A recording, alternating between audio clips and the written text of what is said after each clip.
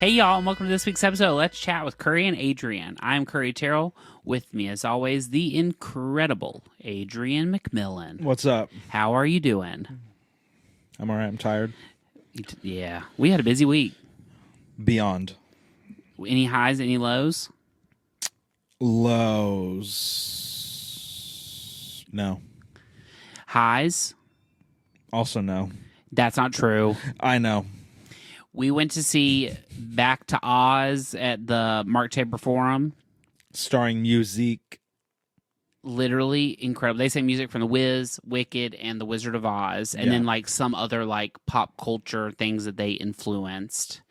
And it was amazing. And like I told you, there is like an educational TED Talky element to it because the conductor basically presents the information, they sing the song or play the music, and then she continues talking. But after like 15 minutes, like you were saying, you kind of get into it because they're talking about very interesting things. Yeah. And then on top of that, the singers and the musicians are absolutely unreal. One of which was Carmen Cusack, who we have been obsessed with for years from her Tony performance from Bright Star. Tony-nominated actress. If you have not seen her sing, If You Knew My Story, Yeah. on the Tonys, Google it right now. She has such a unique voice. Like you were saying, it's like it doesn't really sound like anybody else. No. So hearing her sing these songs was like unbelievable. Mm-hmm. And the two men that were performing with her were unreal. Mm-hmm. It was one of the most shocking things I've ever seen. From surprise, like an element of surprise. Yeah. I just did not expect it. I knew it was going to be good, Yeah. but I was like, oh, this is like exceptional. I know. I keep saying I wish we can go again, but we can't. I know. Unless we can. I don't know. Yeah, let's cancel all our plans and go. I think we should. Okay. Yeah. Also, I met Susan Lucci, That's right. which was fabulous. And yesterday you made a dig that I didn't even ask you about it. And you didn't, and you still haven't. Now's your chance. How was Susan Lucci? How was Susan Lucci? It was so fun. And that's it. It was really fun. I went with Caroline. We had the best time. And she said I had really beautiful dimples. Okay. Who else said that about you? Somebody famous. Catherine Zeta-Jones. Wow. So, pretty good list Wow. so far. I'll take it. Who did you like meeting better? Honestly, both were good. I don't know. Catherine Zeta-Jones I met right after she came off stage. And she was I was just like enamored that I was meeting Catherine Zeta-Jones. Like, that was amazing. Beat that. Yeah. And Susan Lucci, I've known my entire life. Yeah, I don't know anything about her. She was on All My Children. Yeah. She was in a Christmas movie that I love called Ebby. Ebby. And that's what I told her. I said, my family watches Ebby every single year at Christmas. And you in that red dress is iconic. That's what I said. And she was like, oh, thank you so much. She said, keep the tradition going and keep those beautiful dimples. And that like very like 1990s like broadcaster voice that she had. It kind of gave me chills to hear her speak like that. How weird. It was cool. She's just programmed that way. Yes. But they were going fast. I believe it. They were like, this woman in front of us was trying to talk to her and show her a picture where she went to her star ceremony, like on Hollywood Boulevard. And Susan was like interacting with her and being nice. And then the people were like, turn around for the picture, turn around. Like, it's not that serious. If she wants to talk for 2 seconds, let the woman speak. I agree. It was a little, I was like, okay, you do pay for that experience. I should have gone with you guys. What was I thinking? You'd love to meet Susan Lucci. Yeah. But yeah. That was fun. That was really fun. Fantastic. And special. I love it. I know. I've never been to one of those besides Lena. And how can you top that? You can't. I know. I'm going to read her book this week. I'm like halfway through. You love it? Yes. No spoilers though, because you will love it. Really? It is made for us, of course. Yeah. And remind me, you're listening to it. I'm listening to it. I kind of want to do that. Do it. It's free. How? Does Apple Music not have audiobooks on there like Spotify does? Spotify wins in that race. Well, sign up for Spotify, the free version. No. And then delete it when you're done. I hate Spotify. Okay.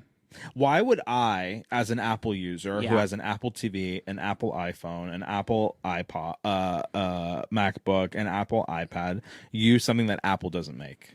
Right. For the purposes of listening to Lena's book and then delete it off your thing. So I could sign up for free, listen to it, and then it's be done? Yeah.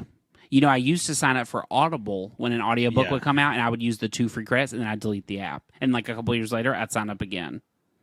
How do they block you from doing that? Well, I don't know, but I haven't tried in years.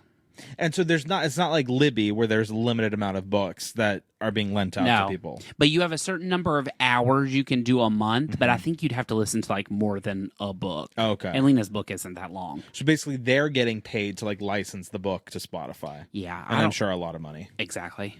Good for her. Yeah. She deserves that. Used to it wasn't like Britney wasn't the day it came out. It was like a couple days later. Lena Dunham, I think, was on there the day. Probably partnered with Spotify. Exactly. Incredible. Yeah, I know. We saw 2 movies this week. I saw 2 movies. You saw 1. What was the second movie you saw? The Mummy. Oh, duh. We're going to start with the other one, Michael, which we just saw 1 minute ago. The movie of the week.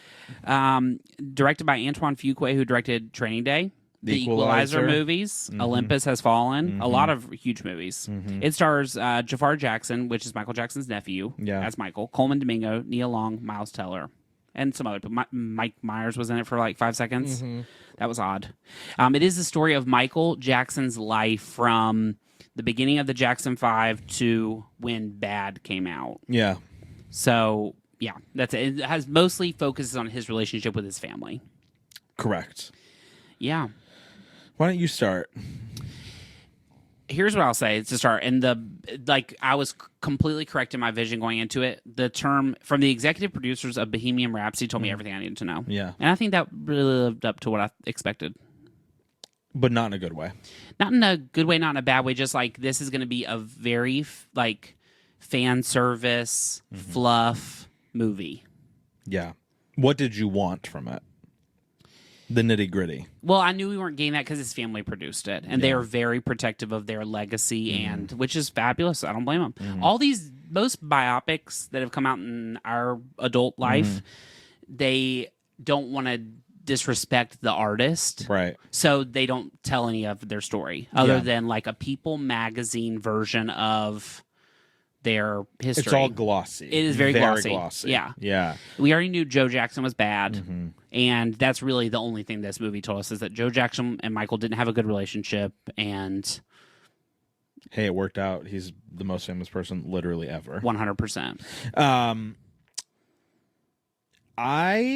How could you not go into it thinking it's going to be horrible from the perspective of how we operate our lives? Yeah. We're very in tune with what people are saying online. Yeah.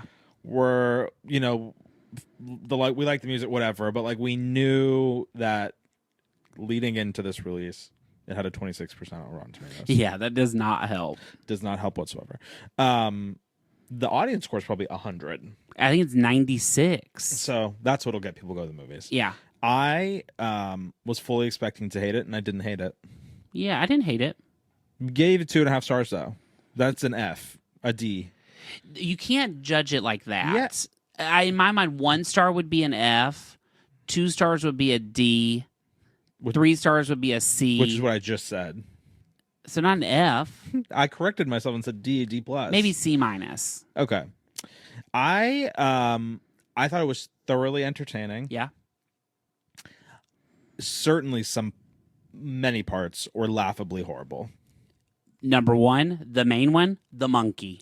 The monkey was horrible. The monkey was having human reactions to conversation like he was Scooby-Doo. Like Caesar in Planet of the Apes. Can I pause for 1 second? Yeah. Are we not allowed to hire animals in movies anymore? That must be the case. Because like that monkey wasn't killing people. Right. Or like, doing anything crazy. It was literally just like sitting in the room. Or like walking down a street. Right. So like, can they not hire a monkey to do that anymore? We need to start a petition to rehire animals. Yeah, bring back, where have all the animal jobs gone? Yeah. In Hollywood. I understand a giraffe or something like that. But among those types of monkeys have been in movies forever and ever. Like, what changed that we don't have real monkey? It's just cheaper, maybe? Maybe. Easier? To animate a monkey? I don't think so. But in the role of this movie, specifically where it was literally just like he was holding it. Yeah. But he was making jokes and the monkey was laughing. Yeah. That was weird. He was like, come look at this story. Yeah. And the monkey came and like turned the page. Yeah. I was like, what are we, like, I had to giggle. I had to giggle for a second. I was like, we really went off the rails here. Some of the writing was really horrible. Mm-hmm. I also like I don't know how much liberty they took with things. Yeah. Like, did Michael Jackson really bring rival gang members to watch him dance? I don't know. I'll have to Google that. If that's true, I love it. Yeah. If it's not true, I hate it. Yeah. That was crazy to me. Of course, the wigs. Some of the wigs were crazy, specifically Miles Teller. Yeah. That was weird. It's $100 million budget movie. $200 million probably. Correct. Hire some good people. I loved it. Yeah. I didn't. I really liked it. Yeah, I had a good time. The positives, Yeah. Jafar Jackson is great. Yeah. He nailed the voice. Yeah. The look, he looked like Michael. The Yeah. dancing was phenomenal. The moving, yeah. And Yeah. for what the script was, I thought everybody did a good job. Nobody was like bad. Was anybody bad? Coleman Domingo rubbed me the wrong way. But his lines, I mean, the dialogue was just not. There was no meat for Yeah. the character. That's a very good way. It of was putting just it. like, and I thought the people have been really ripping the prosthetics. I think he kind of looks like Joe Jackson. No, I thought he did too, and very menacing, very scary. Yes. But it was hard to watch. Yeah, a little bit. Yeah, they never gave. It was just a very 2D. All the characters, Yeah. even the mom. Yeah. Like, yes, she's sad that they're going through things, but like she has more personality than just like longing looks across the room. Right. But she looked fabulous. I love Nia. Yeah, but if you love Michael Jackson and you want to hear his music in the loudest space ever, go. 100%. It was made for the fans. Like It's you made said. for the fans. Of course. It's not a documentary. No. It's just literally watching him exist in the prime of his life. And see recreations of like his most famous moments. Yeah. Yeah. And it's gonna be number one at the box office. And it's gonna be literally the hugest. Like they say it's gonna make $1 billion. That's what they're What? anticipating. Yeah. So then when they say, are they making a part 2? Of course they are. Yeah. But then I wonder what that would be like. But if you were in the camp of like Michael Jackson's the greatest entertainer of all time and he's a saint, this is the movie for you. You will love it. He talks to the kids in the hospital. He works with the disabled. He brings the gang members together, and like he donates all of his money. Yeah, donates all his money. Like everything positive. My favorite line in the whole movie. They're not my fans. They're my family. Yeah. I was like, who wrote this? It's like a greeting card. Yes. We should write movies. We should write movies. Yeah. It's okay. It's like Aretha with respect, but Aretha, they acknowledged she was an alcoholic. Yeah. And then they like that was her like cross to bear. But it's okay to acknowledge that people had struggles. And flaws. Yes, and flaws. The best one, honestly, the Whitney movie, though it was not amazing, they did acknowledge that she had a lot going on. That's how it should be. And she was going through things, but they still acknowledged she was Whitney Houston, like The Voice, and some of those, like... There's a little, Yeah. revisionist history happening. Totally. But again, it's the movies. We're not watching a documentary. Correct. You know what I mean? So like if Correct. it was a documentary, I would expect more of it. Yeah. Since we're watching a movie based on his life, you kind of have to let it slide. Exactly. You know? Yeah. But God bless Michael Jackson and this movie. Yeah. I'm glad we saw it. Yeah. I wonder what his life would be like now. I know. We don't respect our icons at all. We actually love to destroy them on the internet. Yeah. So it's hard.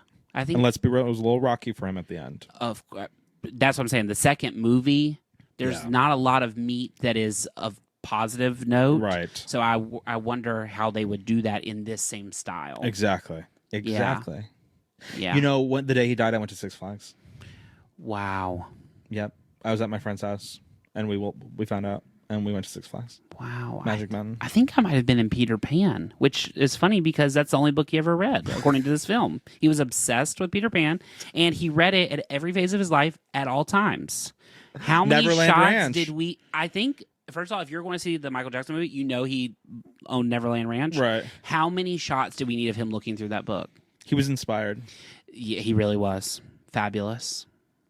It definitely is like, it's a fascinating, like you really have to like reconcile with the fact that this was like a grown man with like stuffed animals in his room. It was kind of bizarre, but again, it's like, what are we supposed to do about it now? Mm-hmm. You know what I mean? We just have to take it for what it is. It threw me off a little bit, even though I had known about it. Like I've seen pictures of it. Like it's a little crazy, but God bless. I'm not yucking anybody's yum. God bless. Like Miles saw bring him Mickey Mouse. He was like 30 years old. That was wild. What do you think about He Janet was a Disney adult. not wanting to be a part of it or not being like they didn't even acknowledge she was alive? I loved that tweet that said the argument from that screening on the Universal lot was the quietest fight ever because they were all probably whispering at each other. It doesn't make any sense because again, she was the baby of them all, right? Right. So she would have been there in all those situations. Yeah, but like, especially like at the beginning of the movie, it just didn't make like they could have just had like a 5-year-old play her and then maybe just be, I don't know. It was strange. Yeah, it's just strange they didn't like she didn't exist. Yeah, like she didn't have to talk because like LaToya was in the movie, but she didn't really do anything. Yeah. She just had that headband that she had like in the 80s. Yeah, I guess so. By the time Michael Jackson was like Michael Jackson, in the point of this movie, was she a teenager or was she like already having her own music career? By the end of it, she was already having her own music career. So maybe that's different. Yeah. I thought she was like 15. Yeah, but she started young. I know. I just don't understand her reasoning. I wish we understood more. Yeah. And we never will. No. From this family, we learned we never will. We never will.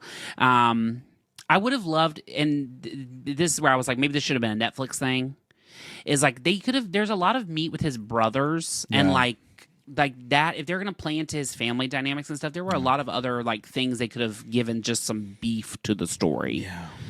Like, you know, when they were like, Jermaine didn't leave Motown, and so he can't go on the tour with us. I was like, this is a plot. Right. Like, that's a plot point because in them arguing or like having. There wasn't a lot of conflict. No, just him and the dad. The dad. Which we already know. Exactly. Yeah. Also, the VH1 show that came on years ago, The Jacksons American Legacy, they used to show it literally every single day.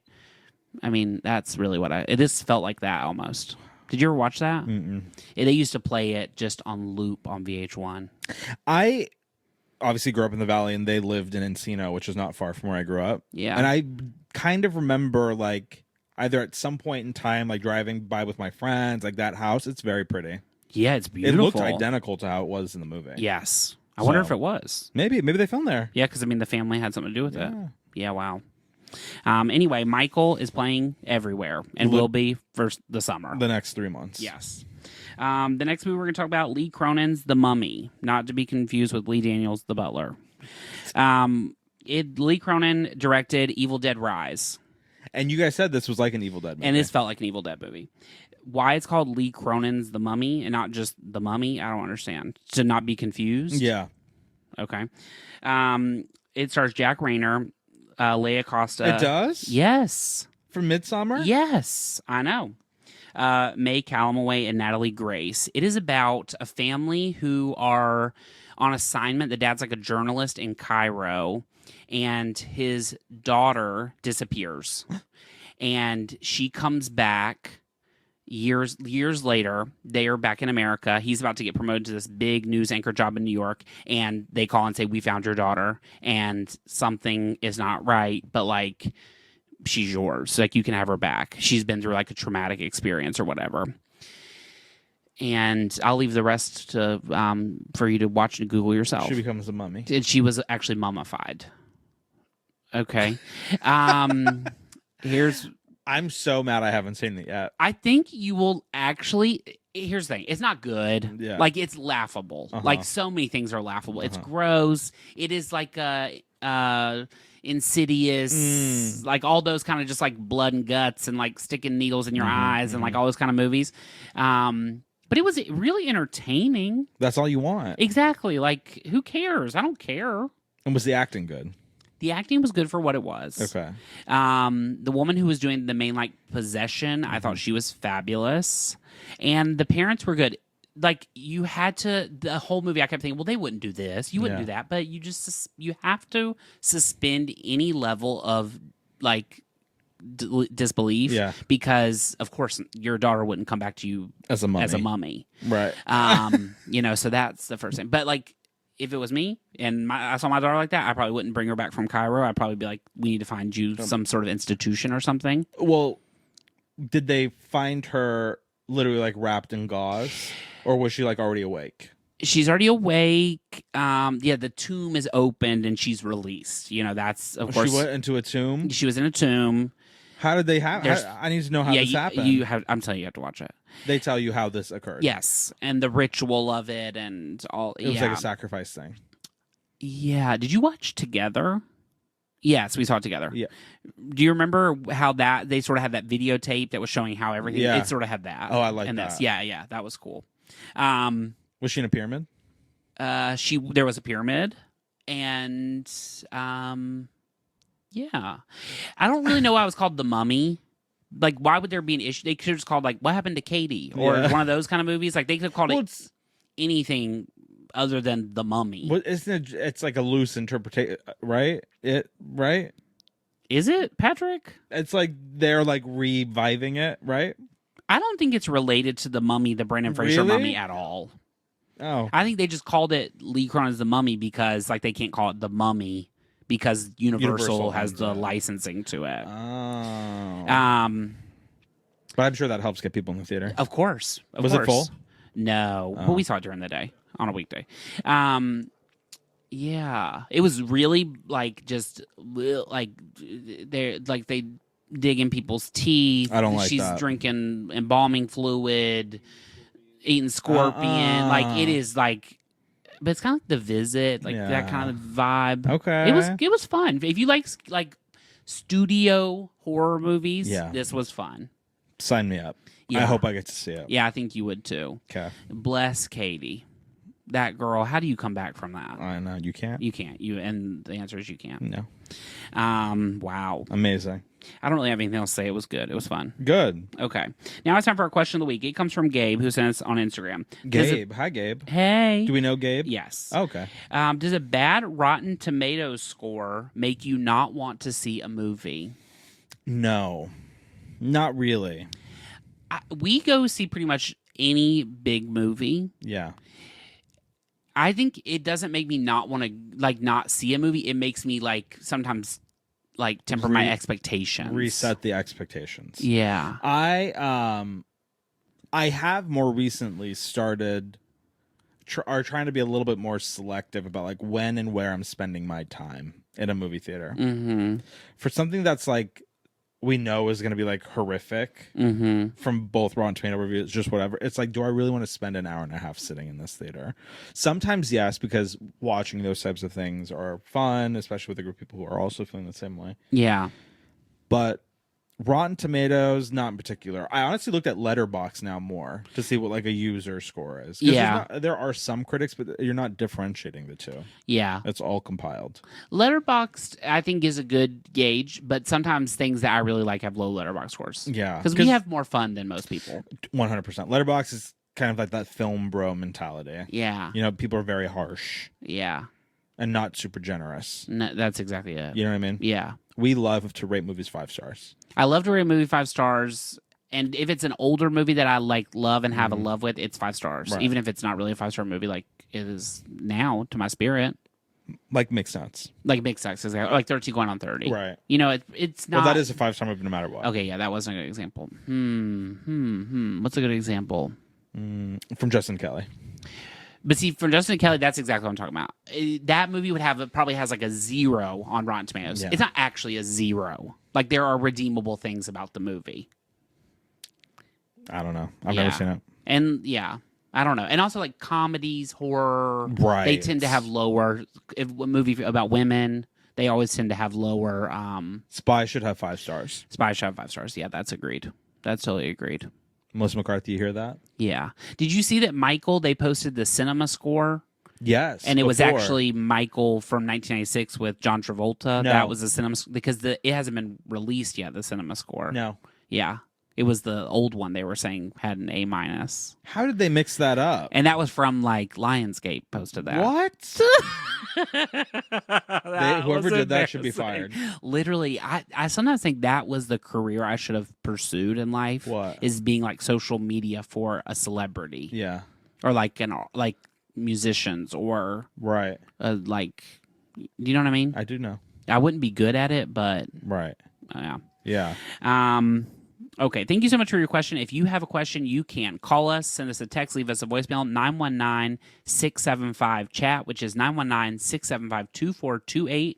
You can send us an email, let's chat with Curry and Adrian at gmail.com, or you can go to our website, www.curryandadrian.com. Yes.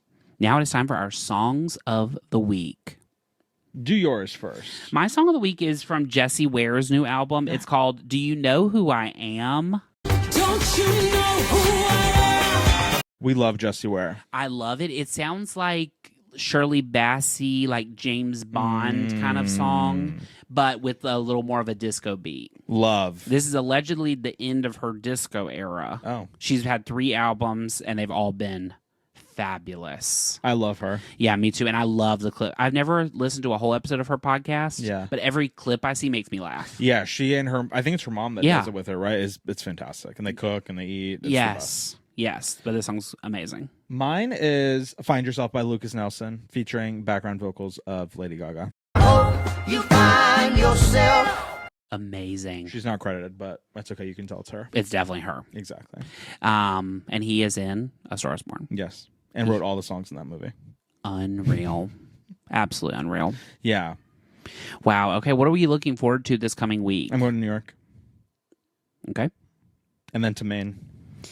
And then to Maine. I know I'm not going to see you for days. Yeah. I 7 really days hate or that. more. What are you doing in New York? Tell the listeners. I'm going to see Ragtime with some friends. I'm going to see Cats with The a friend. Jellicle Ball. Yep.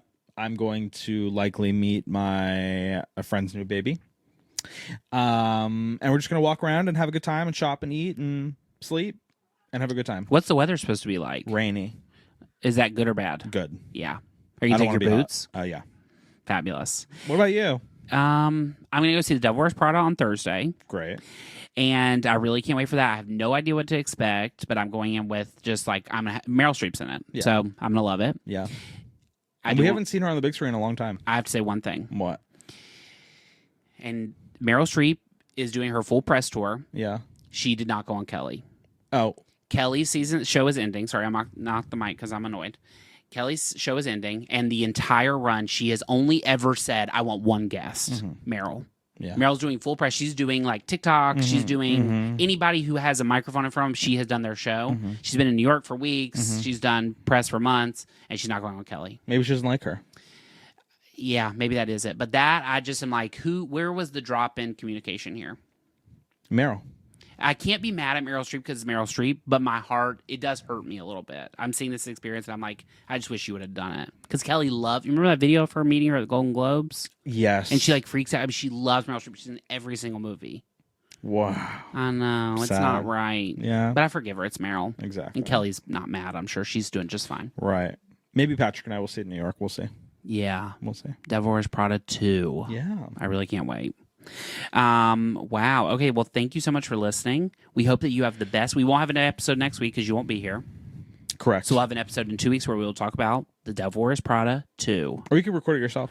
I'll have a whole episode by myself. Yeah. Where I can talk to myself. Yeah.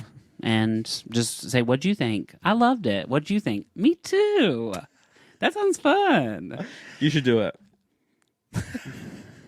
For the Patreon. Yeah. The Patreon exclusive. Yep. Yep. All right. Bye, y'all. Bye.